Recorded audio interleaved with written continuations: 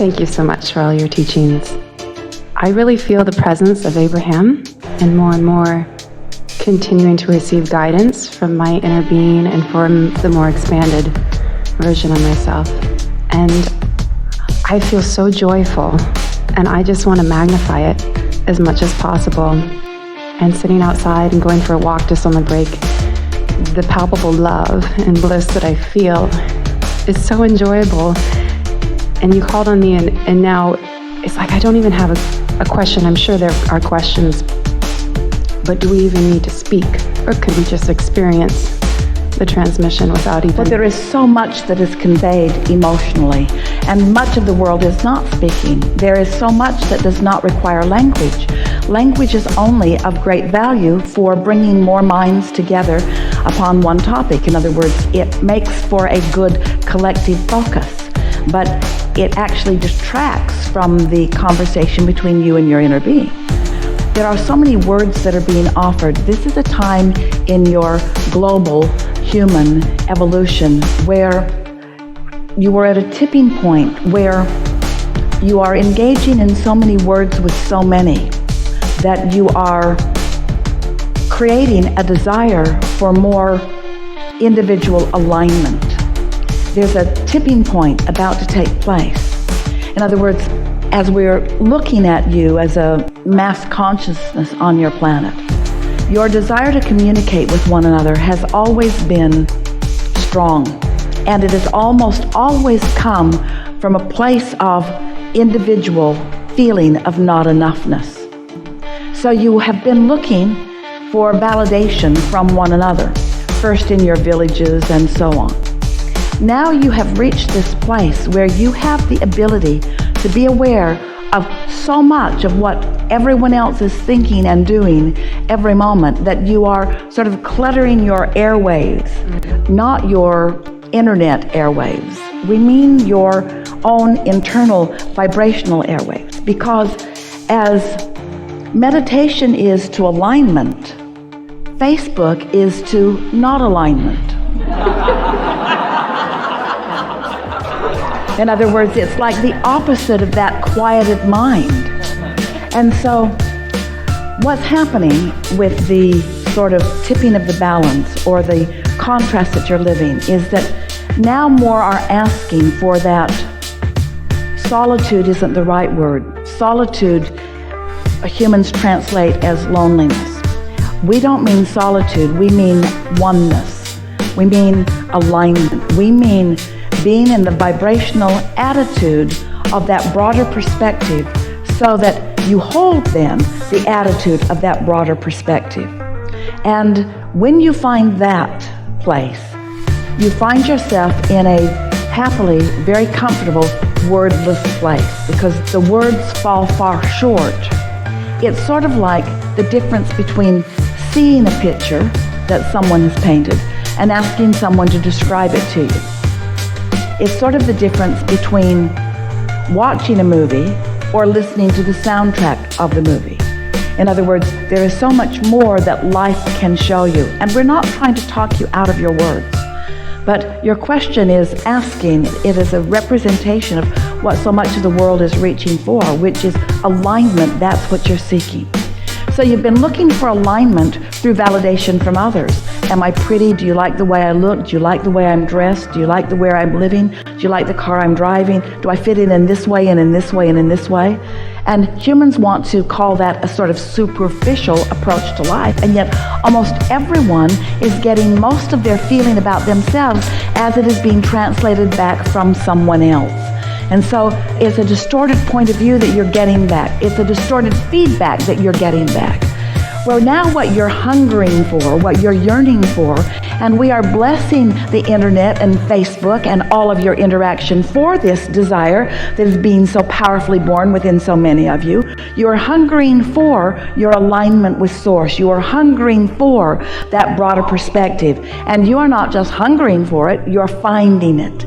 And so that's why a feeling of alignment, of attunement, a feeling of love, a feeling of well-being, it's that stability that you're reaching for. And then once you find that, and then you move out, then you can begin conveying what you're feeling. We're not trying to talk you out of words. We are an example of someone who is standing before you, knowing you, loving you, knowing you completely, loving you completely. But it would be a far lesser experience if Esther was just standing here allowing us to look at you. Because some of you are in the receptive mode where you could hear what we mean. And certainly, if we spent time together, you would feel the love that we feel for you. But isn't it nice that in this alignment, Esther is able to find words that also convey that? And so that's what you're reaching for. You're reaching for alignment first, and then everything else that you want will follow that. Helpful? Yes. Something more? I would love to talk about music a little bit. I'm a musician, and I created this consciously 4 or 5 years ago with Abraham techniques, and really meditating with Abraham and meditating every day and dreaming up what it would feel like to be performing. And I've written several songs since then, and I had probably the biggest gig I've ever had last night, and I've only played probably 4 or 5 gigs all year, something around that. And I've been thinking about how to get to the next potential with my voice. I had a dream last night where I actually experienced God and my interpretation of what God was in the dream come through me, and I could feel it in my throat, in my voice. And I notice I'm sitting back there and I can feel all this tingling in my voice, and I'm passionate about what's possible, what's the next level of potential for me singing and clearly communicating with people in a divine channel. And here's the thing that you want to know for sure, that if what you're living can produce within you a desire for something, in other words, as you're saying, what's next for my voice, that's different than saying, this I seek for my voice. Saying what's next is sort of allowing the vortex that you've already created, and there's plenty there.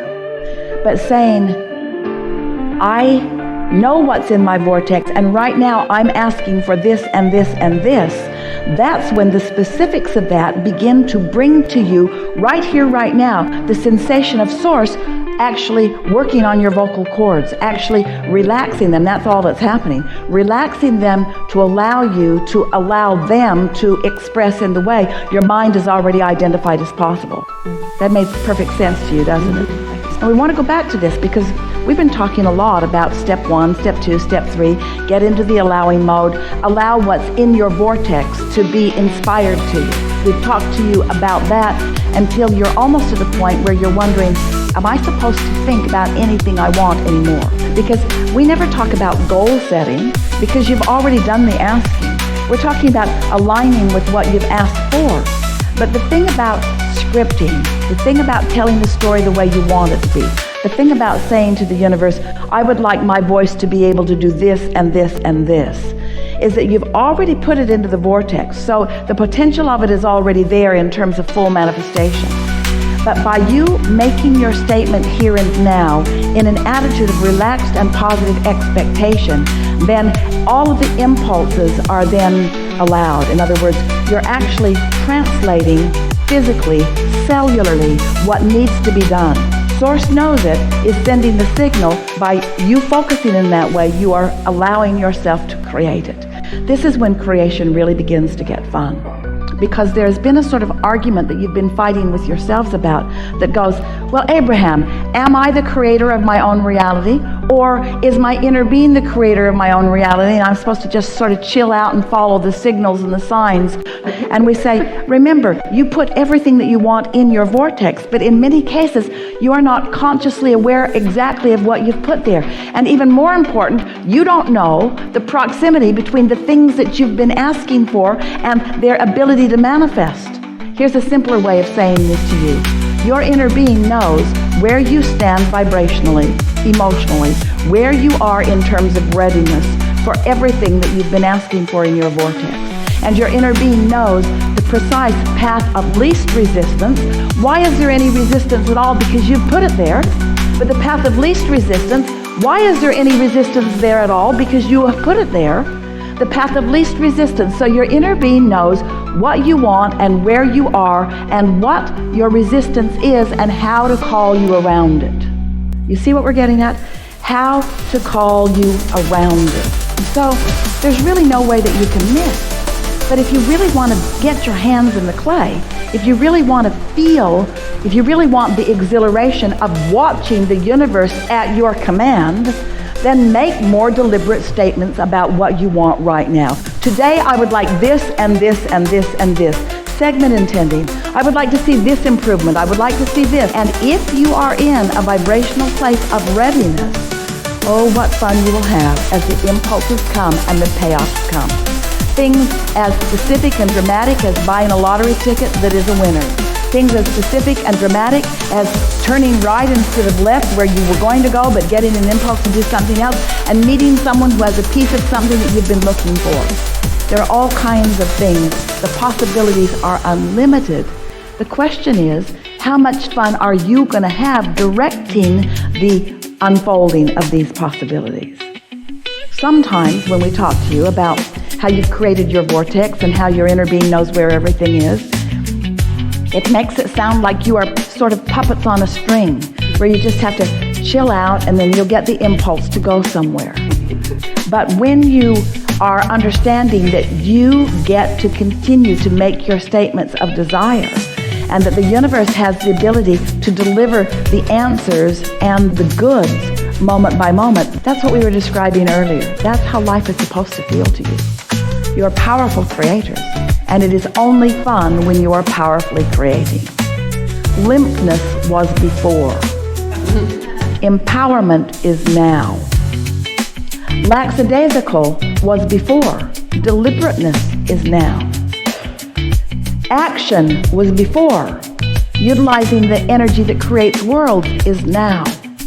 Coming into the fullness of who you are, not just fulfilling your reason for being as it was understood by you or intended by you when you were first born, but understanding what life has shown you that you want and trusting that the universe has the ability to deliver to you those details that you have personally, purposefully carved out for yourself. You get to live in the kind of house you think you want to live in. You do.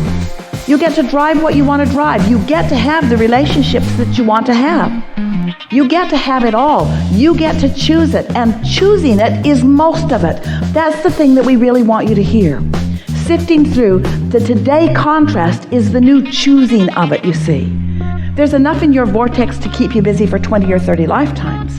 But what you're putting in there now, the things that you're choosing now, they have the potential of yielding to you sooner. Now hear this, we've not said this to you before, you're going to like this. So you've been kicking around for a long time, yes, yes, yes. And you've been sifting through the data, and you have put lots of things in your vortex, and you have established a relationship with those things that you have put in your vortex. You have an expectation about them. Are you following us? They've been there and they haven't manifested. They've been there and they haven't manifested. And they've been there and they haven't manifested. But the things you decide today that you put there, you don't have those patterns of resistance all built up around those. Those can manifest for you quickly. So the more things that you say today that you want, the more things that you say, hey, I never thought about this before, but wouldn't this be fun? Wouldn't this be nice? Because you don't have this big boatload of resistance that you've been dragging around about it, it will show up today or tomorrow, and it'll make you feel way powerful. So that's sort of what we're feeling from you. A desire to make more deliberate statements about what you now want from where you are, in this attitude or trust that it's going to come about, and it's going to come about quickly. And then if you want to, usually you don't, you can go back and clean up by bringing all those things that you've been dragging around as unfulfilled desires for a while. But you know what we've noticed about your unfulfilled desires? Most of them aren't worth fulfilling.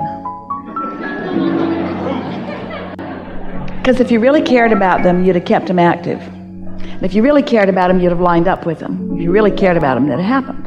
So if you've got a bunch of unfulfilled desires, write them off like a bad debt. I'm forgiving this debt to the universe. I'm no longer going to focus upon it. Because one day, can give you enough things that you care about to keep you busy for the next month or 2 or 3 or 4. The universe is ripe and ready to yield to you. It is. Enough? Absolutely. Yeah. I'm ready. Thank you.